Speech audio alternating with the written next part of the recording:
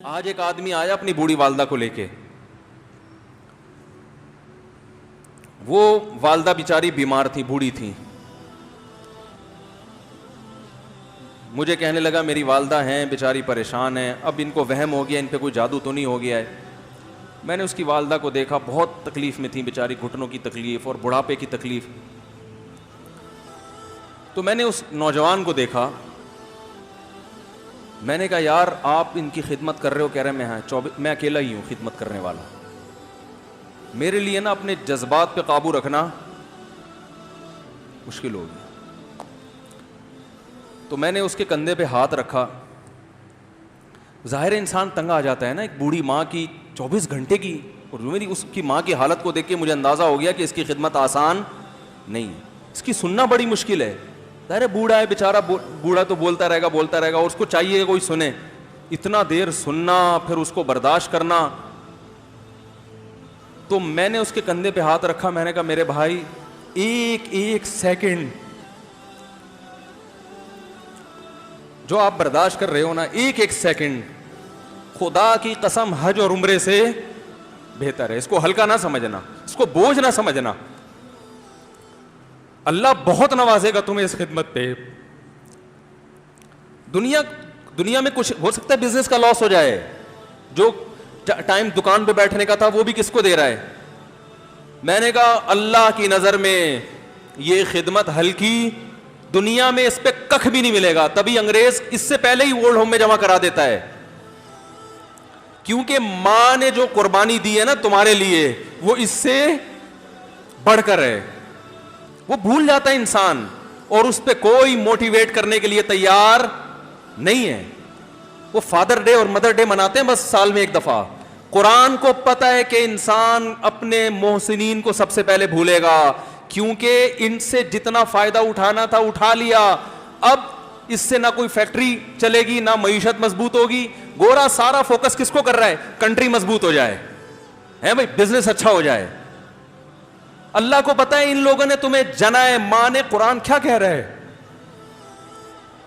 हमलतहु उम्मुहु कुरहन व वज़अतहु कुरहा। इस मां ने तुम्हें तकलीफ से पेट में उठाया और तकलीफ से तुम्हें जना है। व हमलुहु व फिसालुहु सलासून शहरा। और जब दूध पीते बच्चे थे ना, 2.5 साल अपनी गोद से चिपका के रखा है इसने, 2.5 साल। एक सेकंड के लिए अलग नहीं होती थी। उस वक्त तुम्हारी मुआशरे को कोई जरूरत नहीं थी। बच्चे का कोई किरदार होता है? किसी काम का नहीं है।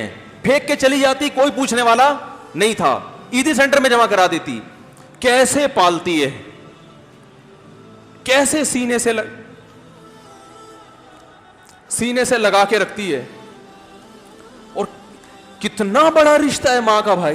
दुनिया में इससे बेहतरीन रिश्ता अल्लाह ने किसी का, खुदा की कसम, बनाया नहीं है। इससे बेहतर मोहब्बत की और खिदमत की मिसाल मिलती नहीं है दुनिया में, जितनी मां अपने बच्चे के लिए करती है। अपने ही बॉडी से निकला हुआ दूध उसे पिलाती है, अपनी बॉडी खर्च करती है उसके ऊपर।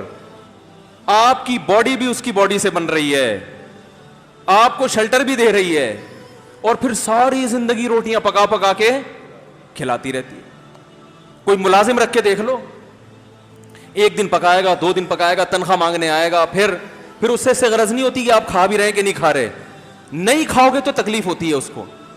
भाई इंतहा होती है खिदमत की। 10 साल 20 साल, जब तक शादी नहीं हो जाती ना, कौन खिलाता है? हर वक्त फिक्र, नाश्ता किया नहीं किया, खाना खाया नहीं खाया, ये खा ले वो खा ले, ये नहीं अच्छा लगता वो पका देती हूं। ओ भाई, किसी को किराए पर लेकर आओ, किसी को तनख्वाह पे रखो, खुदा की कसम अजाब में आ जाएगा, तंग आ जाएगा थोड़े दिनों में वो। और कमाल दर कमाल ये कि इंतहाई ऐसी खिदमत करने के बाद उस खिदमत का मुआवजा, बोलो भाई, नहीं मांगती। तो जब वो बूढ़ी होती है तो इंसान वो सारा प्रोसेस, बोलो भाई, भूल जाता है। अब उसको ये बोझ लगता है, खांस रही है, घुटनों में तकलीफ है। मैं एक अक्सर वाकया सुनाता हूं ना, कि एक बूढ़े ने अपने बच्चे से पूछा,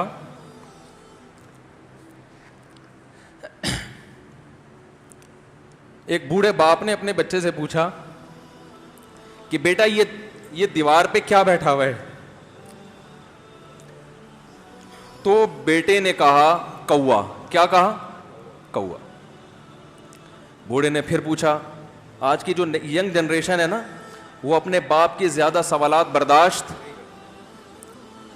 बोलो ना, वो खुदा की कसम सारा दिन मोटिवेशनल स्पीकर को सुनती रहेगी ना, फिर भी अपने बाप की बात उसको बर्दाश्त नहीं होगी। दम ही नहीं है इसमें, मुआशरे की इस्लाह है ही नहीं। तो उस बूढ़े ने कहा कि बेटा ये क्या है, ये क्या है? तो बेटे ने क्या जवाब दिया? कौआ। दोबारा उसने पूछा, बेटा ये क्या है? बेटे ने क्या कहा? कौआ। तीसरी दफा पूछा तो कोई बहुत ही शरीफ खानदान का बेटा था, तो तीसरी दफा में सवाल बर्दाश्त कर गया। वरना आज नौजवान के पास बूढ़े बाप और बूढ़ी मां को बर्दाश्त करने का हौसला नहीं है। 2-3 सवालात पर ही आग बगोला हो जाते हैं। वो मुझसे कहते हैं मेरे अब्बा ऐसे, मेरे पापा वैसे। ओ भाई, अगर तेरे अब्बा अच्छे होते तो अच्छा, तो दोस्त भी हो तो उसके साथ अच्छा सलूक करना चाहिए ना। अब्बा अम्मा तो खराब हो, फिर अच्छा सलूक करने का हुक्म, इसलिए कि उनके एहसानात उनकी बुराइयों से, बोलो, ज्यादा हैं।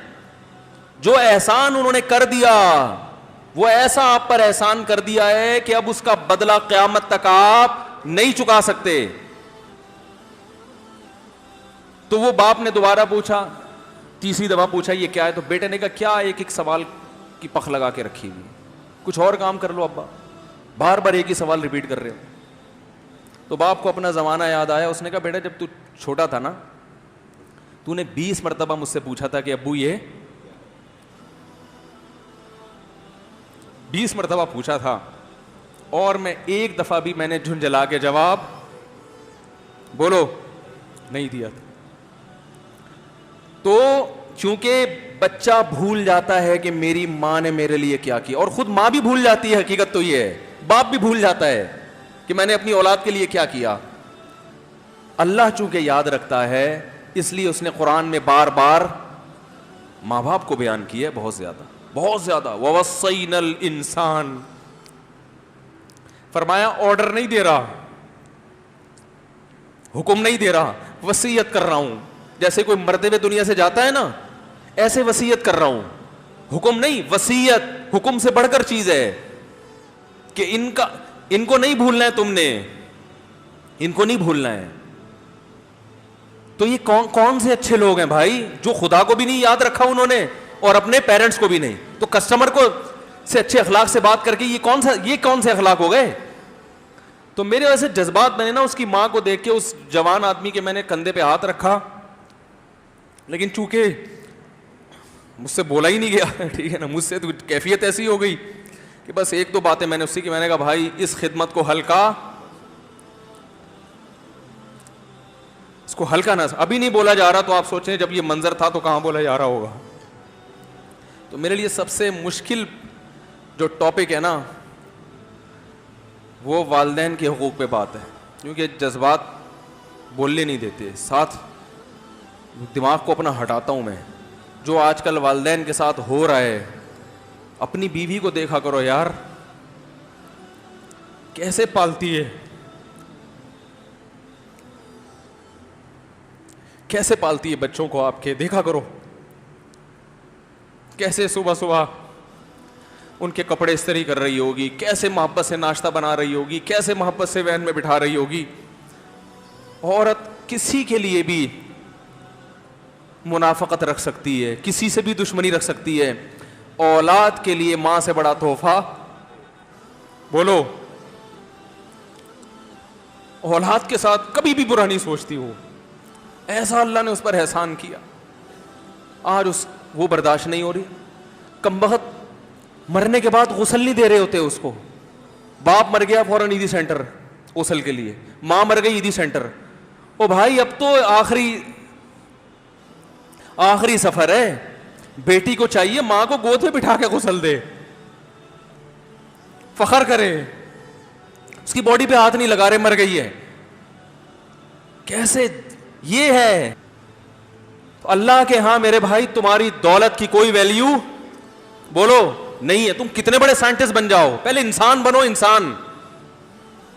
कुछ दुनिया सलूट करेगी मरने के बाद, खुदा नहीं मानेगा।